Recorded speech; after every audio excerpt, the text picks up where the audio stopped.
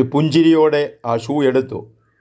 എന്നിട്ട് അദ്ദേഹം പറഞ്ഞു, സ്വന്തമായൊരു ഷൂ വാങ്ങാൻ പോലും എനിക്ക് കഴിയില്ല എന്നറിയാവുന്ന ഏതോ ഒരു ഉദാരമതി ഒരു ചെരുപ്പ് എനിക്ക് എറിഞ്ഞു തന്നിരിക്കുന്നു. എനിക്കൊരു പരാതിയുണ്ട്. ഒന്നേ എറിഞ്ഞുള്ളൂ, രണ്ടും കൂടി ചേർത്തെറിഞ്ഞില്ലെങ്കിൽ ഉപയോഗിക്കാമായിരുന്നു. സദസ്സ് ആർത്തു ചിരിച്ചു. നിലയ്ക്കാത്ത കയ്യടി. ഒരു കാലിൽ മാത്രം ഷൂ ധരിച്ച ഒരു മനുഷ്യൻ പരാജിത ഭാവത്തോടെ ഇറങ്ങിപ്പോകുന്നതും കണ്ടു. നാം ചിന്തിക്കണം, 1929 ജനിച്ച മാർട്ടിൻ ലൂഥർ കിങ് ജൂനിയർ 1968 വെടിയേറ്റ് മരിച്ചു. 39ാമത്തെ വയസ്സിൽ മരണപ്പെട്ടു. അപ്പോൾ ചെറുപ്രായത്തിലാണ് ഈ പ്രതികരണം. മദർ തെരേസ അഗതികൾക്കായി ജീവിതം മുഴിഞ്ഞുവെച്ച വിശുദ്ധയാക്കപ്പെട്ട മഹതി.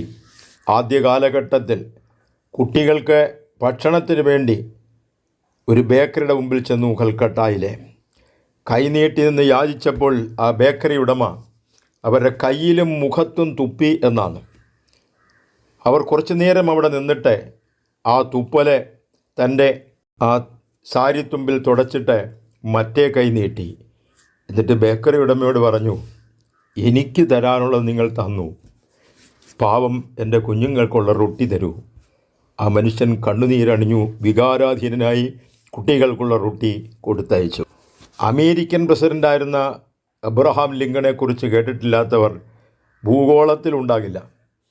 അദ്ദേഹം അമേരിക്കൻ പാർലമെൻറ്റിൽ പ്രസിഡൻ്റായിരിക്കവേ പ്രസംഗിച്ച് നിൽക്കുമ്പോൾ സദസ്സിൽ നിന്നും ഒരാൾ എഴുന്നേറ്റു. കറുത്ത വർഗ്ഗക്കാരോട് വല്ലാതെ വൈരം പുലർത്തിയിരുന്ന ഒരാൾ എഴുന്നേറ്റിട്ട് പറഞ്ഞു, താങ്കളുടെ അച്ഛൻ ഒരു ചെരുപ്പൂത്തിയായിരുന്നു എന്നുള്ള കാര്യം മറക്കരുത്.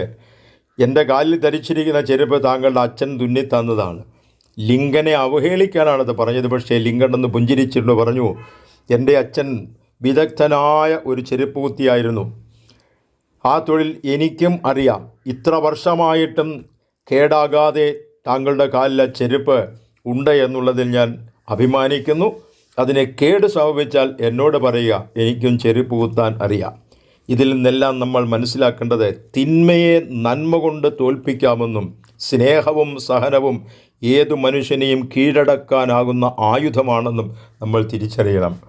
പ്രശ്നങ്ങൾ വരുമ്പോൾ അത് ചിന്തിച്ചു കൊണ്ടിരിക്കുന്നവർക്ക് മനക്കരുത്തില്ല. പ്രശ്ന പരിഹാരം ചിന്തിക്കുന്നവർ മനക്കരുത്തുള്ളവരാണ്. ഇത് ആത്മപരിശോധന നടത്തി നമുക്ക് മെൻ്റൽ ഹെൽത്ത് ഉണ്ടോ ഇല്ലേ എന്ന് പരീക്ഷിക്കാം. അതിൻ്റെ മികച്ച ഉദാഹരണമാണ് ഗീതോപദേശം.